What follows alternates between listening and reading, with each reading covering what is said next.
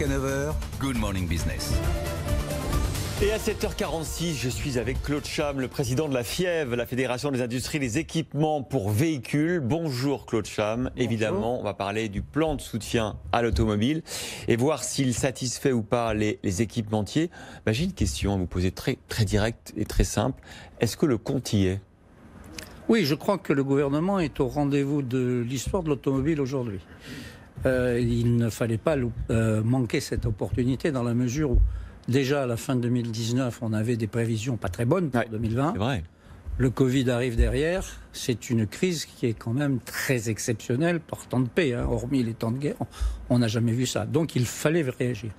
Je crois que le compte y est, globalement, dans la mesure où dans la façon de s'y prendre, dans la réactivité, je suis satisfait de la façon dont c'est présenté. Mais il y a deux choses. Il y a un soutien de la demande et un soutien de l'offre. On va parler des deux. Sur la demande, ces primes à l'achat de véhicules, vous étiez vous-même déjà président de la FIEV en 2008. Vous avez été l'un des acteurs du plan de soutien de l'automobile. On a bien vu les effets pervers entre 2008 et 2011 des primes d'achat d'automobiles. D'ailleurs, sur ce plateau, à votre place, un Parato, le patron de Peugeot, disait « Moi, je ne veux pas de primes parce que ça va déformer le marché. » Exact. Alors, si nous faisons référence à ces primes qu'on a appelées à l'époque les jupettes, les baladurettes, etc., qui soutiennent pendant un certain temps quelques modèles, et puis après ça s'arrête. Exactement. Donc ça a un effet pervers dans la mesure où ça booste artificiellement les ventes, et puis quand ça s'effondre, c'est pas... On n'achète pas deux fois une voiture en 2 ans. Voilà. Donc je ne suis pas favorable à ça. Par contre... Pourtant c'est la grosse partie du plan. Hein. Oui, mais d'une façon différente cette fois-ci. Bien. La FIEV a plaidé depuis plusieurs semaines pour que la totalité du marché soit touchée, et pas uniquement le marché de la première monde et le marché du neuf. Pourquoi ? Parce qu'on oublie souvent qu'en France, l'essentiel du marché de la voiture, c'est un marché d'occasion. Il y a 7 millions de transactions qui se traitent par an. Sur ces 7 millions, il y en a 5,6 qui sont d'occasion. Donc nous avons demandé à ce qu'on touche le neuf, l'occasion, et j'ai même rajouté qu'il fallait toucher le véhicule utilitaire léger, dont on parle très peu, mais sur lequel, et qui est proche du véhicule particulier, Peugeot et Renault sont leaders en Europe. Bien sûr. Et ça, vous avez été entendu. Et là, nous avons été entendus. Et donc, du coup, vous dites, au moins, ça ne va pas trop déformer le marché et ça va quand même donner un peu une bouffée d'oxygène aux constructeurs, aux équipementiers. Oui, on va liquider les stocks, notamment. Bien sûr, c'est indispensable. On a 400 000 voitures en stock. On ne peut pas relancer la production dans nos usines si on ne vide pas ces stocks. Alors ensuite, il y a la partie offre. Je vous avouerai que moi, je suis plus sceptique sur cette partie-là. On en a parlé avec Jean-Marc Daniel et Nicolas Dos tout à l'heure. D'abord, c'est finalement assez peu d'argent. 2 milliards, c'est assez peu d'argent.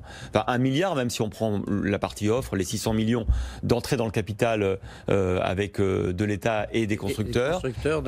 Les 200 millions de subventions aux investissements d'avenir, c'est assez peu quand on regarde l'industrie automobile mondiale. Vous croyez vraiment que ça suffira ? Ça suffira pas.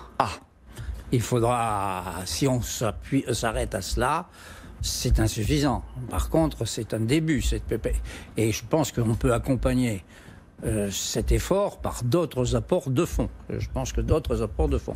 Il est en fait certain que les investissements que nous avons à faire sur les véhicules électriques, les véhicules hybrides rechargeables, sur les années qui viennent devant nous, sont extrêmement importants. Nous sommes en 2020. Le marché ne sera pas mature avant 2025. Ce qu'il nous faut, c'est tenir ce gap entre 2020 et 2025. C'est un gros gap. C'est un gros gap. On parle de la FIEV, on parle des équipementiers automobiles. C'est le cœur du marché au fond. C'est 80% du chiffre d'affaires total du secteur automobile. C'est vous, c'est les équipementiers de premier ordre, de second ordre. Qu'est-ce qui ne va pas en France ? Pourquoi est-ce qu'on est plus fragile qu'en Allemagne, par exemple ? Il y a très peu, il y a quelques-unes heureusement, de grosses ETI françaises dans ce domaine-là. Pourquoi ? Bien, pour 2 raisons. La première raison, c'est que l'Allemagne a un marché automobile beaucoup plus fort que nous, puisqu'ils produisent 6 millions de véhicules par an et nous en produisons même pas 2 millions aujourd'hui. Donc déjà, nos clients OEMs sont moins forts que les clients OEMs. Bien. Deuxième chose, c'est qu'il y a eu une internationalisation des équipementiers allemands qui a été un peu plus rapide que l'internationalisation de nos équipementiers français. Les grands équipementiers français, Valeo, Forcia, Plasticomium, etc., sont très internationalisés. Mais on s'était aperçu dans la crise de 2010 qu'on avait un retard à l'internationalisation de nos équipementiers. Ce retard a été rattrapé.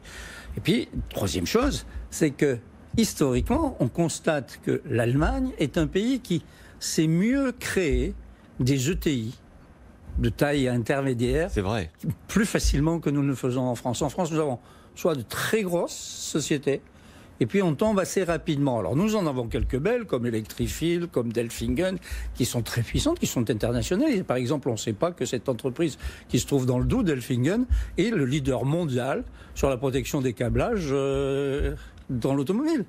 Et c'est une très très belle entreprise. Vous êtes confiant sur l'avenir de l'industrie automobile française et des équipementiers automobiles français? Le problème n'est pas que je sois confiant. Le problème est qu'il faut que nous fassions ce que nous avons à faire. Nous avons il faut dire ce qu'on veut. Il faut savoir ce qu'on veut. Il faut avoir le courage de le dire et après, il faut avoir l'énergie de le faire.